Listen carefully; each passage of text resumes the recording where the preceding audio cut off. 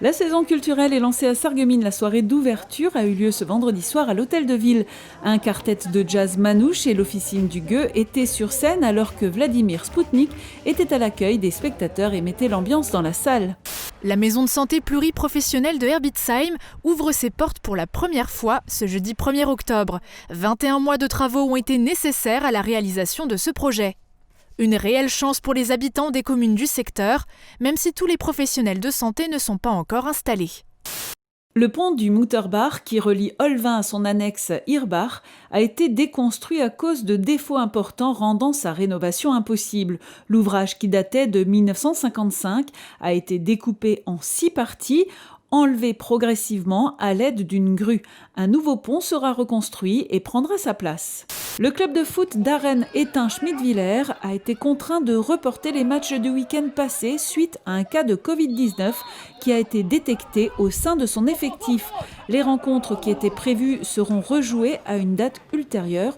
Le prochain match prévu en Coupe de France contre Algrange dimanche prochain est encore incertain. La 19e édition de la braderie de la Croix-Rouge a eu lieu ce dimanche en zone commerciale de Neunkirch.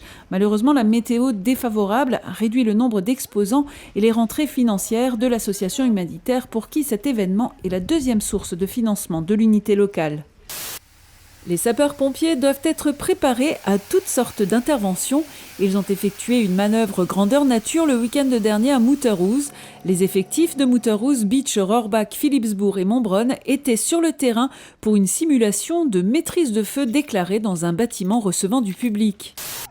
L'école de danse du foyer culturel de Beach attend de nouveaux élèves pour ses cours de hip-hop. Avec la crise sanitaire, les élèves sont moins nombreux cette année et il reste encore de la place chez les 8-10 ans. Les inscriptions sont ouvertes jusqu'à la fin janvier et les nouveaux élèves seront les bienvenus. Le périscolaire Les Francas de Sarreguemines propose des ateliers théâtre et chant depuis la rentrée.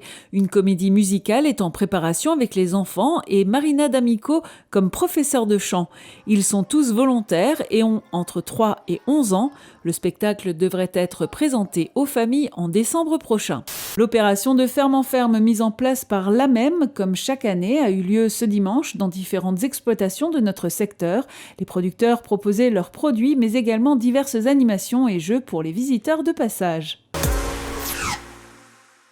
15 jours après le jet de cocktails Molotov sur des maisons et des voitures à Nassweiler, les forces de l'ordre françaises et allemandes occupent le terrain dans le cadre d'une vaste opération antidélinquance. Contrôle routier, d'identité, de fraude ainsi que de stupéfiants sont au programme de cette opération coordonnée par le procureur de la République, Olivier Glady.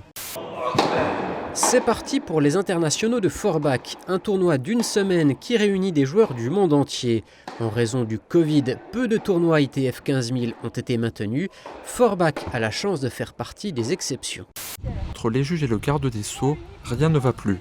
Les relations étaient tendues depuis sa prise de fonction, mais la décision d'Éric Dupond-Moretti de saisir l'inspection générale de la justice contre 3 magistrats du PNF, le parquet national financier, a été la goutte d'eau qui a fait déborder le vase.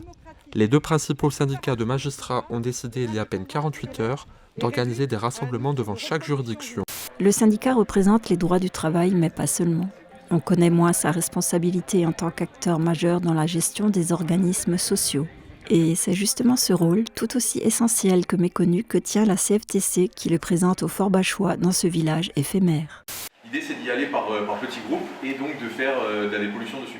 Julien Vosnitza, le fondateur de l'association Wings of the Ocean, était de retour ce dimanche dans son village d'origine.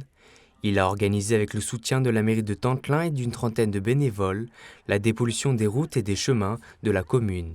L'état de grâce est terminé, dit-on dans le jargon politique. En clair, c'est la fin de la période sacrée des 100 jours pour le nouveau maire Alexandre Cassaro. Le moment pour lui de dresser son bilan et d'annoncer les horizons futurs. De l'éducation à la sécurité en passant par les mesures de protection contre la Covid-19, tout y passe. C'est officiel. Après plus de 10 années à se concrétiser, la centrale photovoltaïque du Terril-Vindel est officiellement en service depuis ce vendredi 25 septembre. Ainsi, les 44 350 modules installés sur 23 hectares vont permettre l'alimentation électrique de près de 7 600 habitants sur une année. Les membres de l'association Docteur Sourire se sont retrouvés ce matin dans un lieu qu'ils connaissent bien, le service pédiatrie de l'hôpital Marie-Madeleine de Forbach. C'est ici que Patrick Rache, alias Bonnie le clown, et sa compère Céline viennent égayer le quotidien des enfants hospitalisés.